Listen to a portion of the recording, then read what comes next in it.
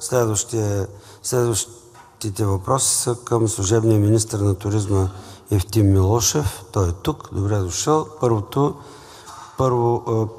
Първият въпрос, всъщност това е питане от народните представители Георги Иванов и Ангел Славчев относно разрешение между България Алфа ЕАД и министъра на енергетиката е сключен договор за търсене и проучване на метални полезни изкопаеми подземни богатства по член 2, алинея 1, точка 1 от Закона за подземните богатства в площ ЕЕ-1, разположена в землището на село Бов, село Брезов дол, село Габровница, село Гара Бов, село Еленов дол, село Желен, село Заноге, село Лакатник, село Лесков дол, село Оплетня, село Осенов лак и село Церово, община Своге, село Гурково, село Краево и село Литак, община Ботевград, област София област, и село Зли дол и село Оселна, община Мездра, област Враца.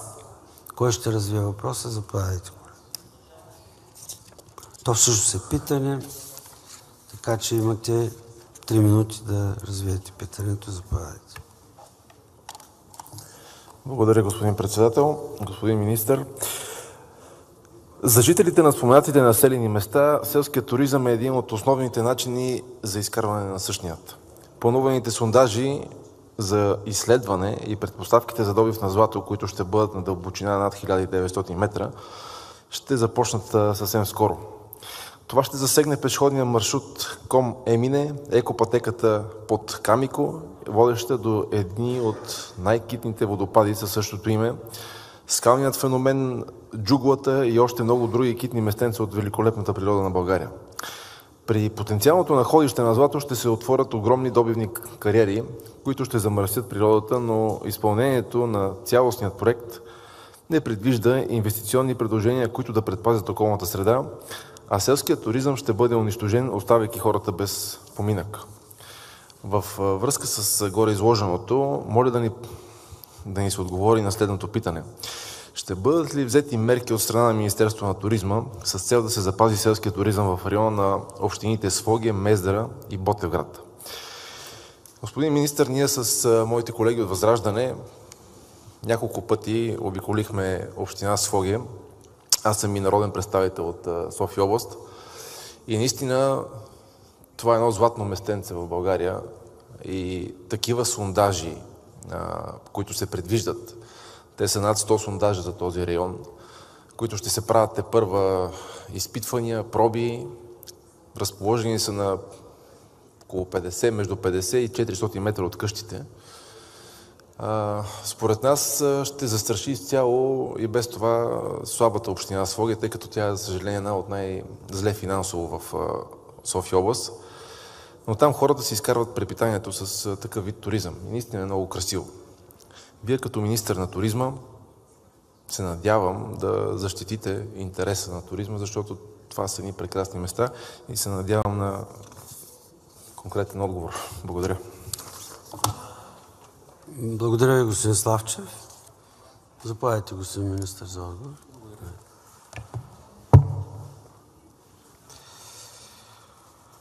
Уважаеми господин председател, уважаеми госпожи и господа народни представители, уважаеми господин Иванов, политиката на Министерството на туризма е насочена към устойчиво развитие на туризма на територията на страната. Нашата основна цел е да развиваме специализираните видове туризъм, сред които са селският, екологичният, културният и приключенският туризъм. Смятаме, че тези видове туризъм имат потенциал за развитие на територията на землищата на селата. Ще ги изброя отново. Бов, Брезов дол, Габровница, Гара Бов,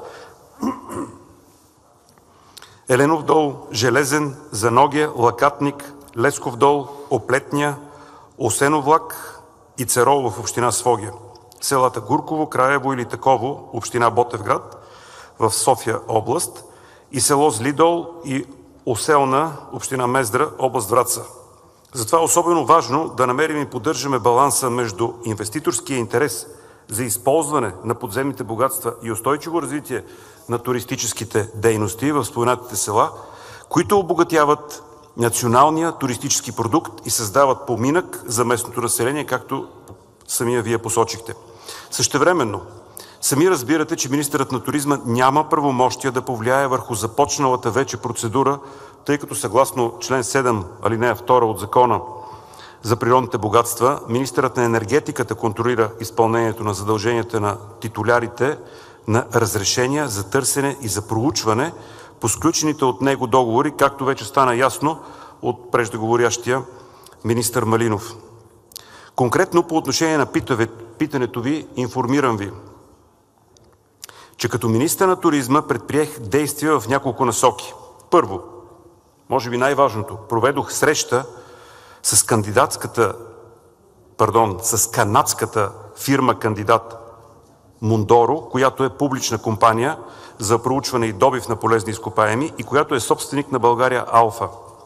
Представителите на фирмата декларираха, че всички дейности по договора, които е влязъл в сила на 11 август 2022 година, ще се съобразени със съответните екологични норми и в случай, че се намерят тези полезни изкопаеми, това би привлякло инвестиции и би подпомогнало икономическото развитие на района. Фирмата прилага международен стандарт, обхващащ набор от критерии в 3 области, съответно екологични, социални и управленски. Всяко сондиране ще трае около 10-15 дни и ще следва рекултивиране и възстановяване на мястото на сондажа. Не се засягат туристически маршрути. Второто нещо, което ще споделя, е, че ще изисквам периодична информация от министъра на енергетиката, който контролира изпълнението на договорните задължения, как се гарантира опазването на природните ресурси и безопасността, съответно на туристите.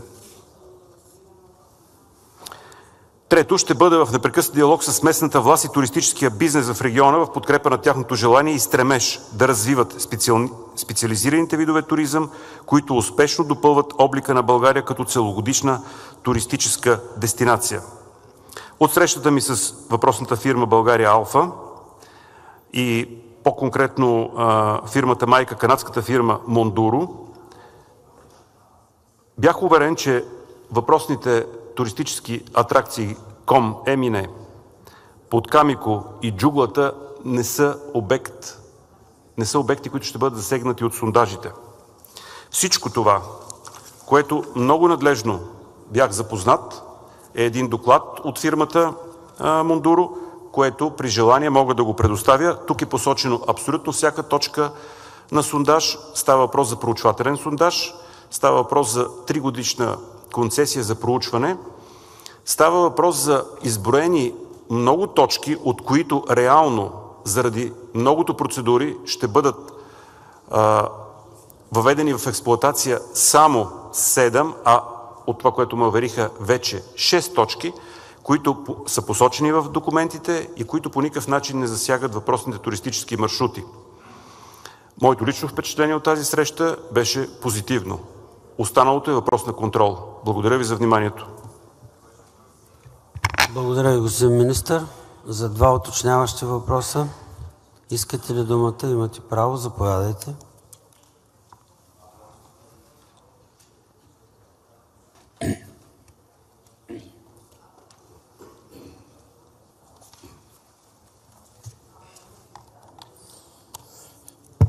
Господин председател, господин министър, благодаря ви за отговора. Ще се радвам да ни дадете този доклад, тъй като ние разполагаме с друг доклад, който е относно оценката за въздействие върху околната среда, който се изготвя в момента и е на дневен ред в РИОСВ.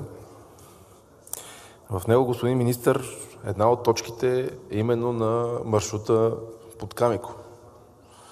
И сега от вас научавам, че няма да има там, така че съм благодарен, тъй като това е различна информация. Целият този район, господин министър, сега вие сте министър на туризма, не на екологията, но е карстов. Там проблемите с водоснабдяването са от край време. Липсата на вода в населените места е нещо, с което За съжаление, хората вече там свикнаха. И имат голямо притеснение, че след такива сондажи, макар и те да бъдат само проучвателни, което по никакъв начин не ги прави по-различни от другите сондажи, може да засегнат пътя на водата, така да го кажа по-лесно разбираемо, тъй като районът наистина е доста опасен. Аз се радвам, че Министерството на туризма мисли за устойчивото развитие на туризма и така би трябвало и да бъде, но се надявам да спрем и да слугуваме на чужди компании и да си защитаваме български интерес. Пак казвам, това за съжаление е въпрос към министър на околната среда, който четвърта, пета седмица, пети парламентарен контрол не може да дойде да ни отговори на този въпрос, но пък се надявам в следващото правителство да успее. Така че ще се радвам да ни дадете този доклад, да се запознаем, но пак казвам, господин министър, точката е една от точките точно на местността под Камико и ние с колегите от Възраждане бяхме там, за да видим къде ще бъде. И наистина те са планирани над 100 точки, мисля, че бяха в цялата този ЕЕ-1 блок, така че сега от вас научавам, че ще бъдат само 6. То конкретен въпрос към вас в случая нямах, нали? По-скоро е констатация, но надявам се да се умеете да опазите туризма в района, тъй като макар и за 15 дни или за 10 дни, последствията от тежката апаратура, която ще бъде на терен и лошите пътища, които са в този район, ще доунищожат и малкото останало и т.е. красотата малко ще си отиде. Благодаря ви. Благодаря ви, господин Славчев. Господин министър, заповядайте. Мога само да добавя, че споделям цялата тази загриженост за туризма, оценявам усилията и оценявам природните дадености, които наистина са обект на специален и специализиран туризъм и са обект на поминък на местното население. Аз ще ви предоставя този доклад, който го даде фирмата България Алфа. Тук има не само обяснения, но и огромен порядък от задължения.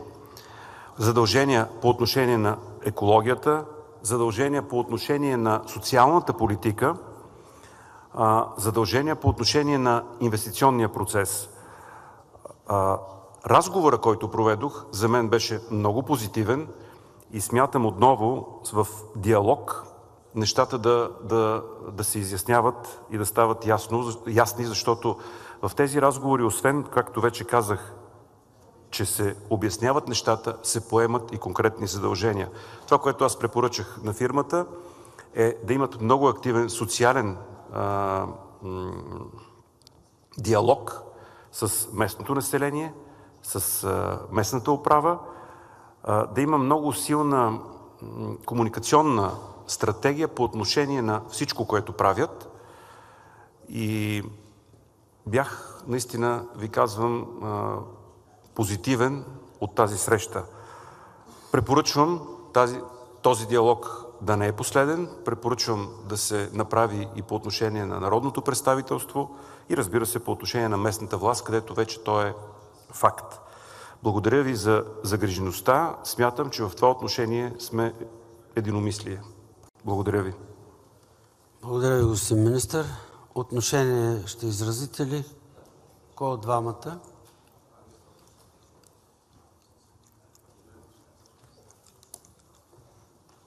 Господин Славчев, вие? Да. Заповядайте.